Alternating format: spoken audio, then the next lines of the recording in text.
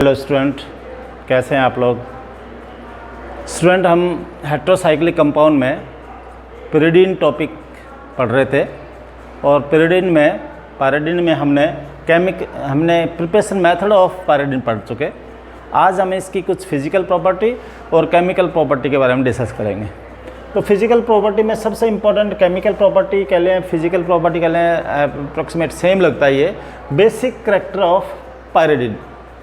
तो basic character अगर हम बात करें कि pyridine का बेसिक करैक्टर क्या मेन है रीज़न, मतलब इसमें हम बेसिक करैक्टर देखते हैं pyridine में तो क्या वजह निकल कर आती है। तो ज़रा ध्यान से देखें एक बार स्टूडेंट, ये बेंजीन की तरह स्ट्रक्चर है लेकिन यहाँ पर लोन पेयर ऑफ इलेक्ट्रॉन यहाँ पर इजीली अवेलेबल है। देखो ये लोन पेयर है, जो लोन पेयर ऑफ इलेक्ट्रॉन है ये इसके सक्सेट से आउटसाइड में है, आउट ऑफ द रिंग है, तो ये इजीली अवेलेबल होते हैं फॉर डोनेशन।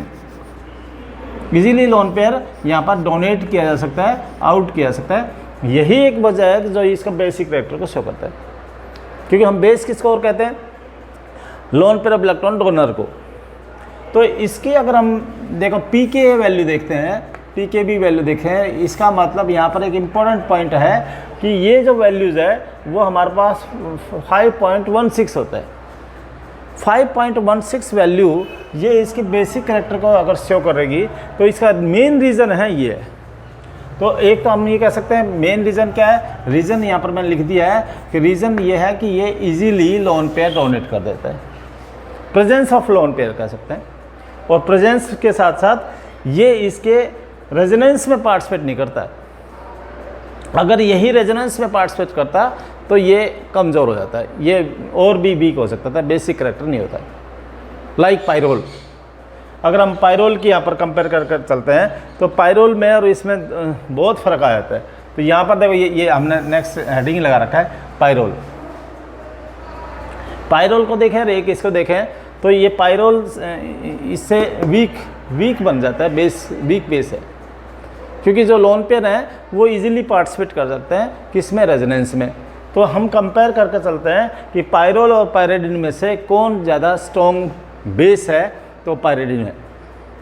मेन रीज़न क्या निकल गया कि पायरोल को देखे ज़रा, देखो पायरोल यहाँ पर स्ट्रक्चर बना के दिखा रहा हूँ आपको। ये लोन पेयर देखो, ये H के साथ है, ये क्या हो रहा है, इसके इंक्लूड है, ये इसके सक्सेट में कंप्लीट काउंट किया जा रहा है और ये इसके रेजोनेंस में पार्टिसिपेट कर सकता है। This is busy in resonance, lone pair is not available for protonation.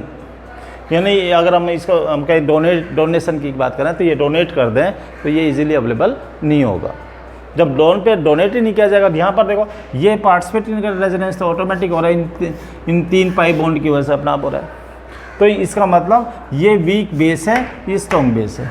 तो कंपेयर करें हम पायरोल से तो ये कंपैरिजन इजीली हो सकता है। इसका रीज़न हम केवल क्या कहेंगे, रेजोनेंस कहेंगे। यहाँ लोन पेयर रेजोनेंस में पार्टिसिपेट करते हैं, किस केस में, पायरोल में। अब हम कंपेयर करें, कंपैरिजन विथ एलिफेटिक अमाइन।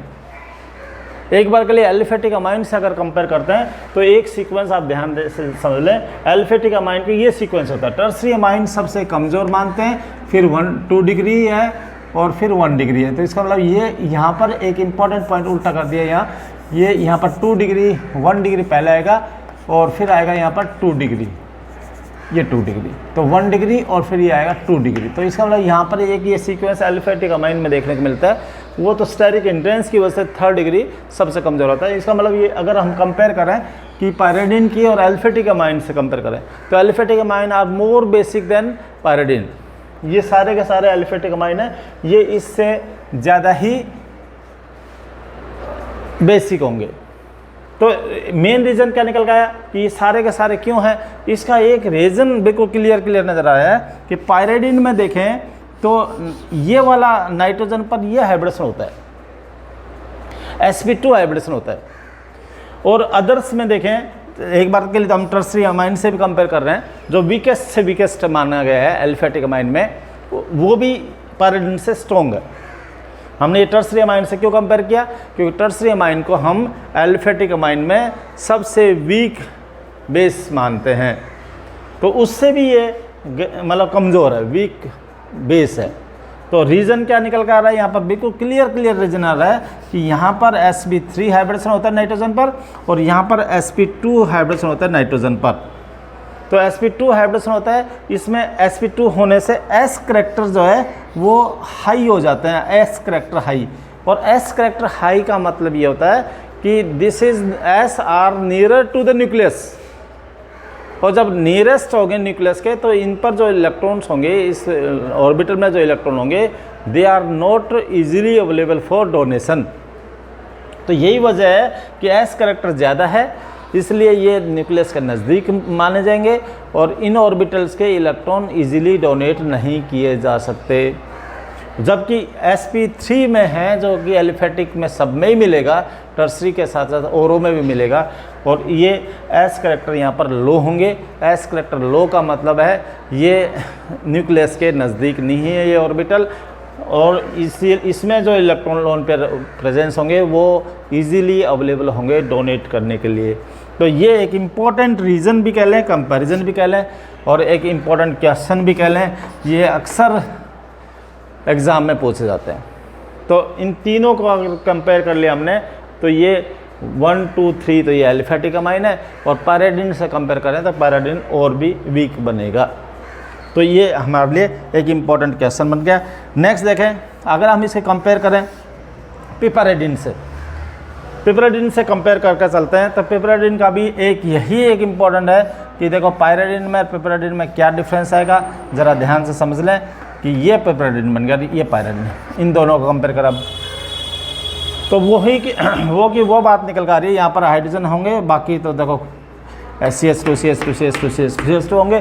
तो ये एक अपना आप में फिर वापस से वो का लॉजिक आ गया कि यहाँ पर sp3 हाइब्रिडेशन होगा और यहाँ पर sp2 हाइब्रिडेशन लिखा था मैंने, sp2 हाइब्रिडेशन है, तो वो का वो सेम रीज़न फिर निकल कर आ गया हमारे लिए कि पिपराडिन में sp3 ऑर्बिटल्स होंगे जहाँ पर नाइट्रोजन है, और वहाँ पर sp3 हाइब्रिडेशन होगा, लोन पेयर जो हैं वो इजीली अवेलेबल नहीं हो जाएंगे, मतलब हो जाएंगे, इसमें हो जाएंगे क्योंकि ये क्या है, sp3 है, s करैक्टर यहाँ पर कम है और यहाँ s करैक्टर ज़्यादा है। s करैक्टर ज़्यादा होने से हम ये मान कर चलते हैं कि ऑर्बिटल्स न्यूक्लियस के नज़दीक होंगे, और जब ऑर्बिटल न्यूक्लियस के नज़दीक होते हैं तो उसमें जो लोन पेयर होंगे वो इजीली अवेलेबल नहीं हो पाएंगे, तो ये इजीली अवेलेबल हो जाएंगे, इसमें इजीली अवेलेबल नहीं होंगे। तब पिपराडिन का भी सेम केस है। तो स्टूडेंट ये बेसिक करैक्टर को आप इस तरह से डिटेल में समझ लें और एक दूसरे से कंपेयर करना ज़रूर समझ लें। एक बात और हमें यहाँ समझनी चाहिए कि ये जो वर्सेस करके चल रहे हैं पायराडिन से, तो ये रेजोनेंस वाला जो फंड है वो केवल एलिफेटिक और एक एरोमेटिक करैक्टर भी कह सकते हैं। इसमें रेजोनेंस नहीं है, एलिफेटिक है और ये एरोमेटिक है। तो एक बात यहाँ पर ये भी डिफरेंस मोटी कर सकते हैं कि यहाँ पर एरोमेटिक है, ये एलिफेटिक है। तो एलिफेटिक मीन्स अपना आप ही ज़्यादा बेसिक निकल कर आएंगे due to sp3 hybridisation in all category. Clear हो गया? यही अपने लिए सबसे इम्पोर्टेंट था। तो एक तो ये आपको यहाँ पर क्लियर सारे पॉइंट्स क्लियर होने चाहिए, जिससे कि हम एग्ज़ाम में आने वाली प्रॉब्लम को हर तरह से सॉल्व कर सकते हैं। तो स्टूडेंट आज हम बस इतना ही बेसिक करैक्टर ही इस टॉपिक में लेना चाह रहे थे। नेक्स्ट हम स्टार्ट करेंगे केमिकल प्रॉपर्टी, और उस केमिकल प्रॉपर्टी में अमाइंस की केमिकल प्रॉपर्टी में एक इम्पॉर्टेंट बात मैं यहाँ पर डिस्कस करना चाह रहा हूँ। जो पैराडिन की केमिकल प्रॉपर्टी है, यहाँ पर इलेक्ट्रोफिलिक सब्स्टिट्यूशन रिएक्शन, तो अभी तक हम हेट्रोसाइक्लिक कंपाउंड से पढ़ ही रहे थे इलेक्ट्रोफिलिक सब्स्टिट्यूशन रिएक्शन, लेकिन यहाँ पर एक नया रिएक्शन और पढ़ने जा रहे हैं, न्यूक्लियोफिलिक सब्स्टिट्यूशन रिएक्शन भी इसमें एक नया केमिकल प्रॉपर्टी आने वाला है। मतलब हमारे हेट्रोसाइक्लिक कंपाउंड में ये एक ऐसा टॉपिक है, एक ऐसा एग्जाम्पल है जो न्यूक्लियोफिलिक सब्स्टिट्यूशन रिएक्शन भी शो करेगा। बाकी 3 टाइप के रिएक्शंस हम मोस्टली यहाँ पर देखने को बहुत बिग स्टाइल से देखते हैं। Number 1 electrophilic substitution reaction, number 2 nucleophilic substitution reaction, और नंबर 3 अदर स्पेशल रिएक्शन, जिसमें आप ऑक्सीडेशन भी डाल सकते हैं, रिडक्शन भी डाल सकते हैं, और भी जो छोटी मोटी रिएक्शंस है वो सब इसमें पढ़ लेंगे। तो 3 टाइप कैटेगरी बनाकर हम इसको डिस्कस करेंगे। आज हम इतना ही लेंगे। Thank you for listening.